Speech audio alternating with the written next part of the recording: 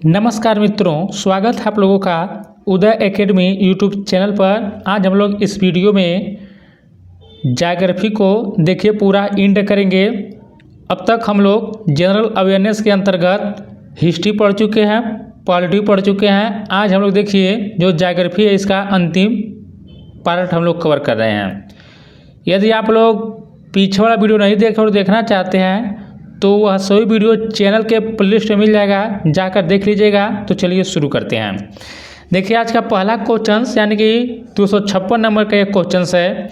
कह रहा है कि भारत के किस शहर को पहले भारत का मैनचेस्टर कहा जाता था? पटना को, कि चेन्नई को, कि अहमदाबाद को, कि कोलकाता को? देखिए 256 का ऑप्शन नंबर इसका सी होगा। यहाँ पर अहमदाबाद जो है इसको भारत का मैनचेस्टर कहा जाता है। आप लोग इसको याद रखिएगा। देखिए अहमदाबाद को पहले भारत का मैनचेस्टर कहा जाता था क्योंकि इसका सूती वस्त्र उद्योग बहुत समृद्ध था, जो यूके के मैनचेस्टर शहर के समान था। तो याद रखिएगा मैनचेस्टर शहर कहाँ पर पड़ता है? यूके में पड़ता है। अगला क्वेश्चन कह रहा है कि 2011 की जनगणना के अनुसार भारत का जनसंख्या घनत्व कितना है? 474 व्यक्ति प्रति वर्ग किलोमीटर, कि 526 व्यक्ति प्रति वर्ग किलोमीटर, कि 382 व्यक्ति प्रति वर्ग किलोमीटर, कि 248 व्यक्ति प्रति वर्ग किलोमीटर? देखिए 2011 की जनगणना के अनुसार भारत का जो जनसंख्या घनत्व है 382 व्यक्ति प्रति वर्ग किलोमीटर है। तो ऑप्शन नंबर सी इस क्वेश्चन का सही होगा। आप लोग इसको याद रखिएगा। अगला क्वेश्चन देखिए दिया है, इसको हम लोग छोड़ते हैं, थोड़ा करंट से रिलेटेड क्वेश्चन था। अगला है कि भारत में पहली सूती कपड़ा मिल बताना आप लोगों को गोवा में, कि बम्बई में, कि मैसूर में, कि कलकत्ता में स्थापित हुई थी? कहाँ पर स्थापित हुई थी? तो देखिए भारत में जो पहली सूती कपड़ा मिल बम्बई में स्थापित हुआ था। ऑप्शन नंबर 20 क्वेश्चन का सही होगा। आप लोग इसको याद रखिएगा। कब हुआ था? देखिए 1854 में बम्बई में स्थापित हुआ था। और भारतीय अर्थव्यवस्था के मुख्य उद्योगों में से एक भारतीय सूती कपड़ा उद्योग है, इसे भी आप लोग याद रखिएगा।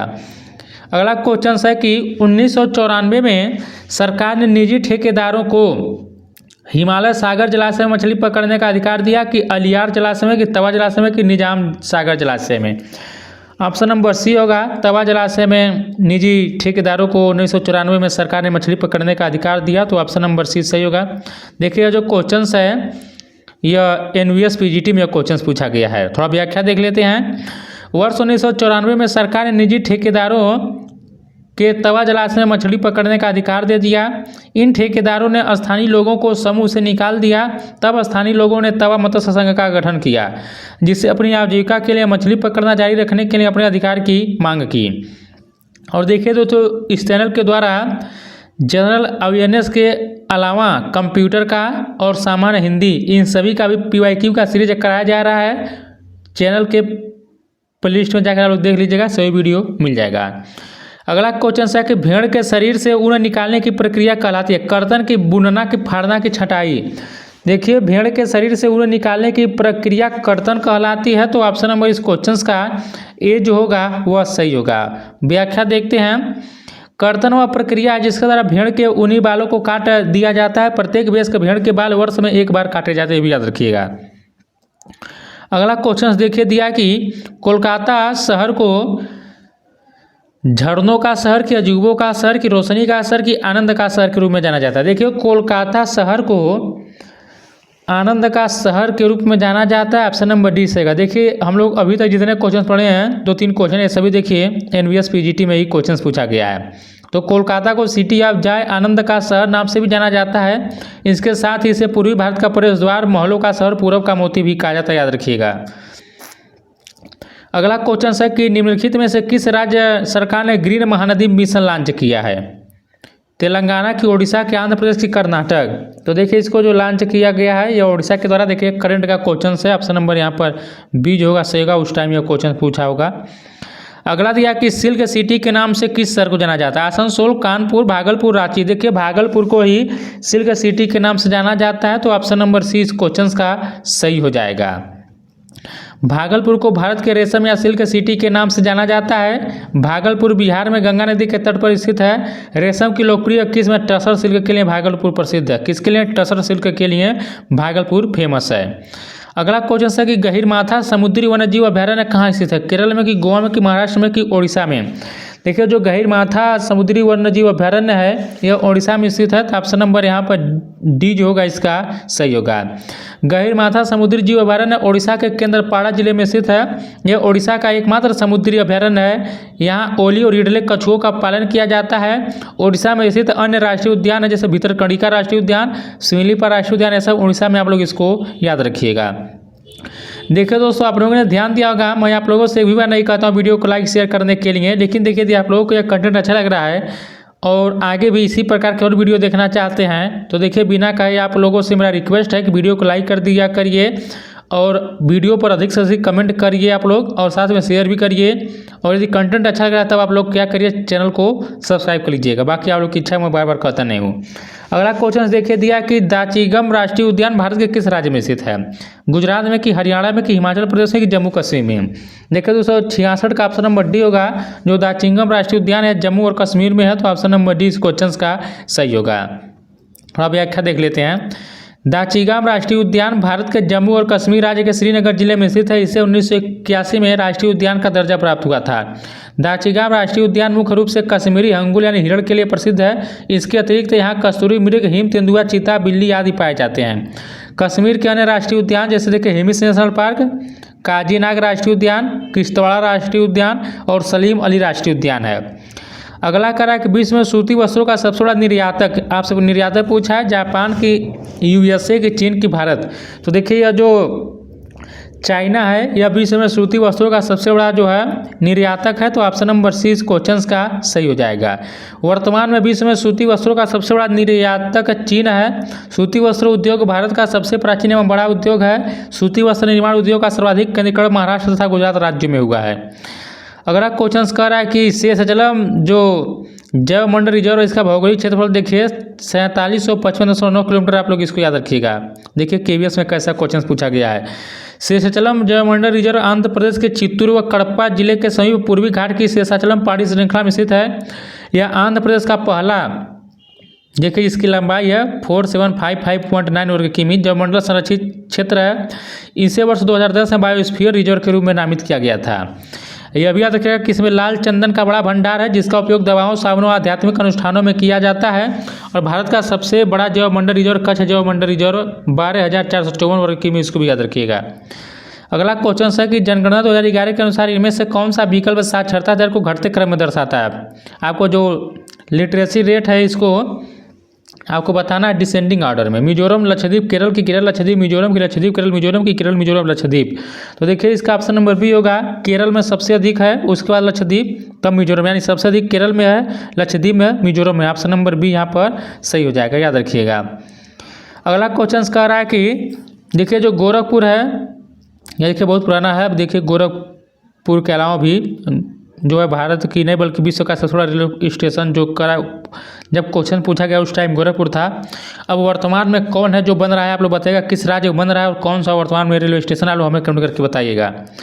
अगला करा कि किस राज्य को रेलवे नेटवर्क में पहली बार लाया गया है? किस राज्य को? मणिपुर, असम, त्रिपुरा की अरुणाचल प्रदेश। देखिए अभी पीछे का क्वेश्चन छोड़ते हैं हम लोग।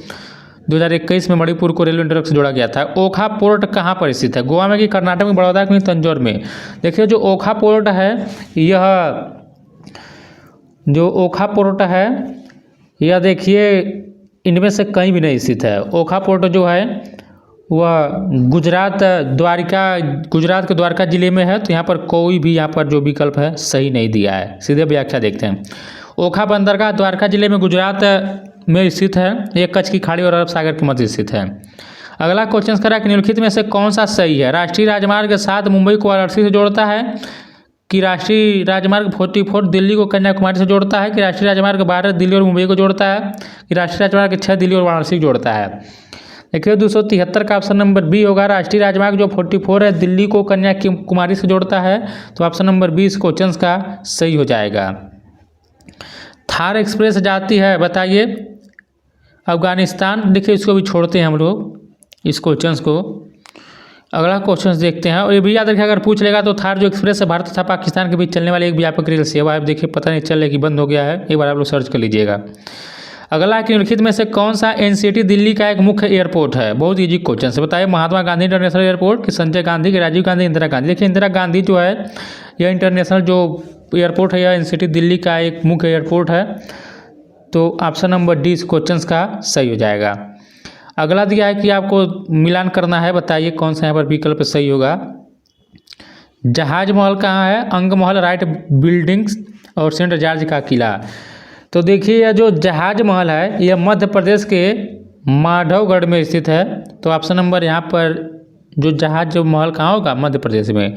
और देखिए जो अंग महल है यह नागालैंड में स्थित है। और राइट बिल्डिंग्स जो है पश्चिम बंगाल में है। और सेंट जॉर्ज का किला तमिलनाडु में। अब देखिए कौन सा यहाँ पर होगा। तो 3 4 2 1, 3 4 2 1 ऑप्शन नंबर सी इस क्वेश्चन का सही होगा। अगला भी यहाँ पर जो दिया इसको मिलान करना है। फैक्ट्री जो है देखिए हम लोग मैचिंग करते हैं। जो अर्जुन टैंक है यह क्या होगा? अवाड़ी इसका संबंध होगा। ए का यहाँ पर देखिए 3 होगा। डीजल लोकोमोटिव कहाँ पर होगा? तो देखिए वाराणसी होगा। बी का 4 होगा। और रेल कोच कहाँ पर होगा? देखिए कपूरथला में होगा। और लोहा और स्टील कहाँ पर होगा? सालेम में होगा। तो ए का 4 ही यहाँ पर देखिए, ए का 3, बी का 4 ही, सी का 1, डी का 2। तो यदि देखेंगे तो आप लोग 3 4 1 2, 3 4 1 2 ये में यहाँ पर सही होगा। देखिए यहाँ पर मैचिंग भी है। अगला कह रहा है कि निम्न में से कौन सा शहर पारंपरिक साड़ियाँ या कपड़ा उत्पादन में प्रसिद्ध है? भद्राचलम, कांचीपुरम, करनाल, किनमें से कोई नहीं। देखिए यह जो कांचीपुरम है यह पारंपरिक साड़ियाँ या कपड़ों के लिए फेमस है। ऑप्शन नंबर यहाँ पर बी जो होगा इस क्वेश्चन का सही होगा। याद रखिएगा कांचीपुरम उत्तरी तमिलनाडु के प्राचीन शहरों में से एक है। कांचीपुरम को पूर्व में कांची और कांची अम्पाठी भी कहा जाता था। यह आधुनिक काल में कांचीपुरम के नाम से प्रसिद्ध है। कांचीपुरम पलार नदी के किनारे स्थित है। यह शहर रेशमी साड़ियों एवं मंदिरों के लिए फेमस है। देखिए अगला क्वेश्चन पढ़ने से पहले मैं आप लोगों को थोड़ा एक बहुत ही इंपॉर्टेंट सूचना बताता हूँ, लोग ध्यान से सुनिए। देखिए आप जितने भी लोग केवीएस एनवीएस एग्जाम की तैयारी कर रहे हो, देखिए कंप्यूटर में 20 में 20 क्वेश्चन सही करना चाहते हो, ध्यान से आप लोग सुनिए हमारी बातों को। देखिए मैं आप लोगों के लिए एक मात्र 51 रुपीज़ में 51 रुपया में टेस्ट सीरीज लेकर आया हूँ। इसका थोड़ा आप लोग खासियत से सुन लीजिए। जब आप लोगों का EMRS का एग्जाम था उस टाइम देखिए मैं ICT को यूट्यूब के माध्यम से और टेस्ट सीरीज के माध्यम से कवर कराया था। और देखिए जो मैं आप लोगों को कंटेंट दिया था 15 में 14 क्वेश्चंस EMRS के TGT में, 15 में 14 क्वेश्चंस EMRS के PGT में, और देखिए 15 में 15 क्वेश्चन EMRS के हासिल वार्डर में आया था। देखिए यह मैं कोई आप लोगों को टेस्ट सीरीज बेचने के लिए कोई मैं झूठ नहीं बोल रहा हूँ। आप जाइएगा चैनल में, मैं वहाँ पर इसका प्रूफ का वीडियो अपलोड किया हूँ। मैं प्रूफ के साथ आपको बता रहा हूँ ये सब चीज़ें। सब मैं प्रूफ भी देखा हूँ एग्जाम के बाद कि देखिए जो मैं कंटेंट दिया था वहीं से क्वेश्चन आया था। यदि आप लोगों को यह टेस्ट सीरीज लेना है, देखिए कुल आप लोगों को 51 रुपीज़ में 10 टेस्ट सीरीज दिया जा रहा है। एक टेस्ट सीरीज में कुल 30 क्वेश्चंस हैं। 10 टेस्ट सीरीज में कुल देखिए 300 क्वेश्चंस हैं। जितने भी क्वेश्चंस हैं सभी NCERT प्लस PYQ बेस्ड हैं। और देखिए मैं आप लोगों से यह मत सोचिएगा कि झूठ बोलकर आप लोगों से मैं 50 से 51 रुपया ले रहा हूँ। तो देखिए यह मत सोचिएगा, यह बहुत ही बेनिफिट होगा आप लोगों के एग्जाम के लिए। स्क्रीन पर आप लोगों को व्हाट्सएप का नंबर दिखाई दे रहा है, जिन्हें भी लेना होगा ले लीजिएगा। यदि आप लोग केवल टेस्ट सीरीज ही पढ़कर चले जाएंगे तो भी एग्जाम में 20 क्वेश्चन में 18-19 क्वेश्चन जरूर कर आएंगे। तो जरूर लीजिएगा, बाकी आप लोग की इच्छा है। और इसका जो डेमो है इस टेस्ट सीरीज का मैं वीडियो के अंत में लगा दूंगा, आप लोग देख लीजिएगा। अगला क्वेश्चन है करा कि भारत में पोस्टल इंडेक्स यानी कि पिन कोड की शुरुआत हुई थी 1970 में कि 1989 में कि 1972 में कि 1975 में। देखिए भारत में जो पिन जो कोड है इसकी जो स्टार्ट किया गया था, इसकी शुरुआत जो की गई थी वो 1972 में। तो ऑप्शन नंबर यहाँ पर सी जो होगा इस क्वेश्चन का सही हो जाएगा। देखिए भारत में डाक सूचकांक संख्या कोड या पिन कोड एक ऐसी प्रणाली है जिसके माध्यम से एक विशेष स्थान को एक विशिष्ट सांख्यिकी की पहचान दी जाती है। भारत में पिन कोड 6 अंकों की संख्या होती है। इसका प्रयोग भारतीय डाक द्वारा किया जाता है। पिन कोड प्रणाली को 15 अगस्त 1972 को आरंभ किया गया था, आप लोग याद रखिएगा। अगला क्वेश्चन है कि भारत की सबसे बड़ी निर्जल गोदी यहाँ स्थित है, कोचीन में कि मरमा गांव में कि कोलकाता में, मुंबई। देखिए गोदी मतलब गोदी बड़ा, इसको आप समझिएगा बंदरगाह से। तो देखिए इसका ऑप्शन नंबर बी होगा, मरमा गोवा यहाँ पर होगा। अब देखिए इसका बदल चुका होगा, इसको आप मत पड़िएगा वर्तमान में। अगला क्वेश्चन कर रहा है कि निम्न में से कौन सा शहर इलेक्ट्रॉनिक शहर के रूप में जाना जाता है? मुंबई, हैदराबाद, बेंगलोर, गुरुग्राम। तो देखिए यहाँ पर जो आप लोगों का बेंगलोर है इसको इलेक्ट्रॉनिक सिटी के रूप में जाना जाता है। तो ऑप्शन नंबर जो होगा इस क्वेश्चन का वह सी जो होगा सही होगा। भारत के कर्नाटक राज्य की राजधानी देखिए बेंगलोर को इलेक्ट्रॉनिक शहर, सिलिकॉन वैली तथा अंतरिक्ष का शहर के रूप में जाना जाता है, जबकि मुंबई को भारत का हॉलीवुड, भारत का प्रवेश द्वार तथा भारत की आर्थिक राजधानी के रूप में जाना जाता है। हैदराबाद सिकंदराबाद को जुड़वा शहर भी कहा जाता है, इसको भी आप लोग याद रखिएगा। अगला क्वेश्चन देखते हैं।